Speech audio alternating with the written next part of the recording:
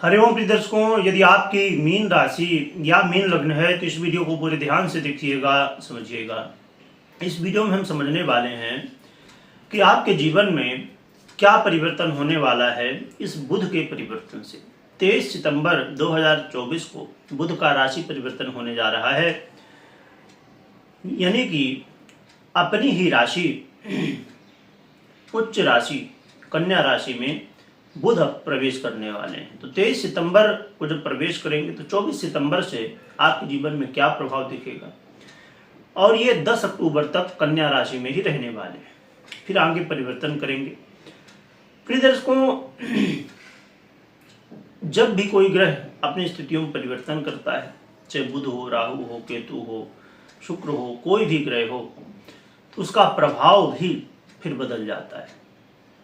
इसलिए समझना बहुत आवश्यक है कि हमें अब बुध का ये जो परिवर्तन काल है तो ये हमें क्या प्रभाव देगा।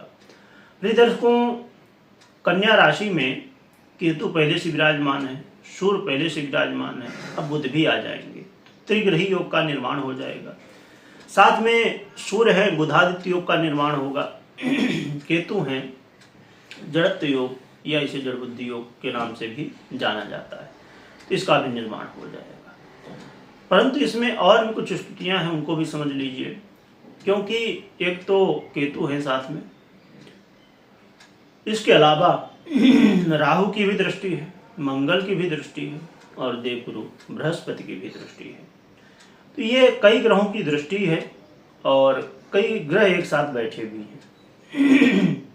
तो इनका क्या प्रभाव मिलेगा ये समझते हैं। प्रिय दर्शकों, आप अपने जीवन में इस समय ये महसूस करेंगे कि कहीं ना कहीं जो मैरिज लाइफ में समस्याएं थी, बाधाएं थी, उसमें पहले से कमी आई है। पूरी तरह से नहीं दिख रहा कि हाँ सब क्लियर है, पर पहले से काफ़ी बेहतर स्थितियां हैं। पहले से अब जो बात ब्याह धनमन की स्थिति बनी थी उसमें कमी आएगी, यानी कि मैरिज लाइफ में कहीं ना कहीं लाभ मिलता हुआ दिखाई देगा। व्यापारियों के लिए बहुत अच्छा मौका है। व्यापारियों के लिए ये अब आपके व्यापार में कहीं ना कहीं कोई ना कोई नई आप योजनाएं लाएं, तरीके कुछ ना कुछ लगाएं, जो भी हो कुछ ना कुछ आप नया कर सकते हैं इस समय। और वो नया तरीका, नई रिसर्च आपकी, वो कहीं ना कहीं आपको लाभ दे सकती है। पार्टनरशिप में व्यापार कर रहे हैं तो भी यहाँ पर आप लाभ उठा सकते हैं। इस समय आप बड़े महत्वपूर्ण निर्णय ले सकेंगे और ऐसे निर्णय जो आपके फ्यूचर में लाभ दे सकते हैं। और इसके अलावा यदि मानसिक तनाव बहुत ज़्यादा बना हुआ था उसमें कमी आएगी। पूरी तरह से नहीं कहा जा सकता कि हाँ पूरी तरह से दूर हो सकता है, परंतु हाँ पहले से अब कमी देखने को मिलने वाली है। आप अपने जीवन में आरोग्यता की प्राप्ति कर पाएंगे। साथ में आप ये भी देखेंगे कि आपके सुखों में भी वृद्धि होती हुई दिखाई देगी। सुखों में सुख चाहे घर का हो, चाहे गाड़ी का हो, चाहे बंगला का हो, चाहे पैसे का हो या किसी तरह का भी सुख हो, तो आपके जीवन में पहले से अब बेहतर स्थितियां देखने को मिलने वाली हैं। हो सकता है कि कोई एक ऐसा व्यक्ति हो जो आपके मित्र हों, आपके जान पहचान के हों, ऐसे लोग हों जो आपके किसी न किसी तरह हित चाहने वाले हैं, वो लोग आपकी इस समय मदद कर सकते हैं।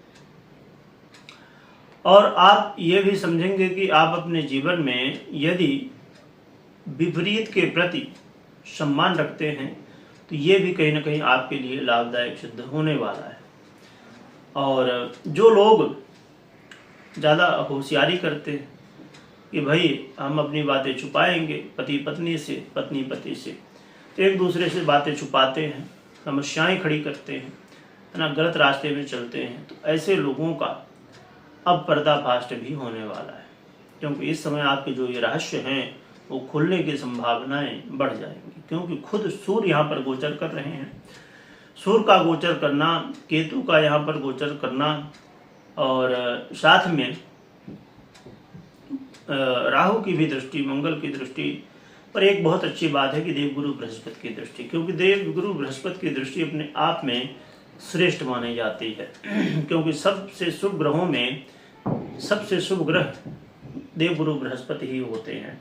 इसलिए देवगुरु बृहस्पति का प्रभाव काफ़ी ज़्यादा आपको लाभ दे सकता है और स्थितियों को संभाल सकता है। बुध को भी जानते हैं कि ये इसे नपुंसक ग्रह भी माना जाता है, तो थोड़ा सा हो सकता है कि वाद विवाद, अब खासकर जो लोग बहुत ज़्यादा एक दूसरे को धोखा दे रहे हैं उनके रहस्य तो खुल ही जाएं।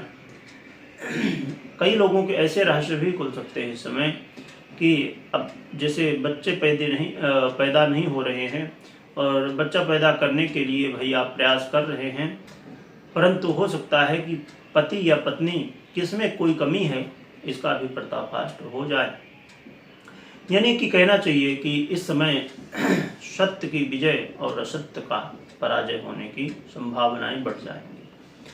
प्रिय दर्शकों, अब हम उपाय की चर्चा करें तो उपाय के रूप में आप गौ माता को चारा खिलाइए, गौ माता की सेवा करिए, साथ में बड़ों का आशीर्वाद लीजिए। जितना संभव हो आपके आसपास यदि मंदिर है तो आप जाइए, भगवान के दर्शन करिए, भगवान का आशीर्वाद लीजिए, है ना, और भगवान का नाम स्मरण खूब करिए।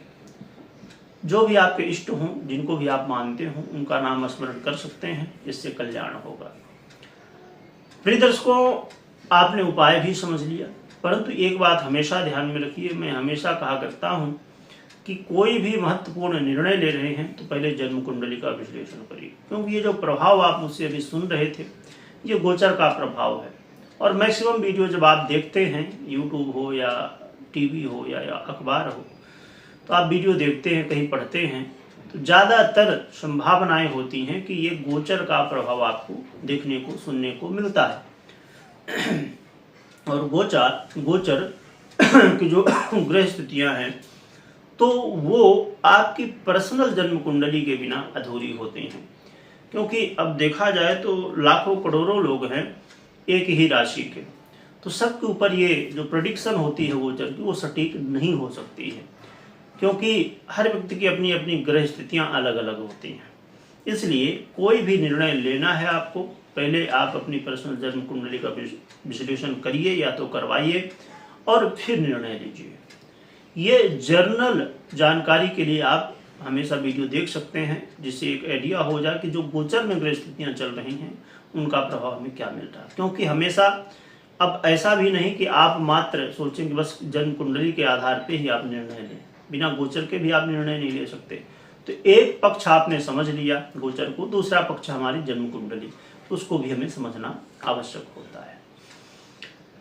कमेंट में अपने इष्ट की जयकारा लगाइएगा, या तो जय गौ माता लिख सकते हैं, और साथ में खूब स्मरण करिएगा। कलयुग में भगवान का नाम स्मरण ही सबसे सरल साधन है, और यदि आप पूरे तन मन धन से भगवान का नाम स्मरण करते हैं तो भगवान की कृपा से जीवन में जो समस्याएं होती हैं वो दूर होती हैं और हम आगे जीवन में बढ़ते रहते हैं। वीडियो देखने के लिए बहुत बहुत धन्यवाद।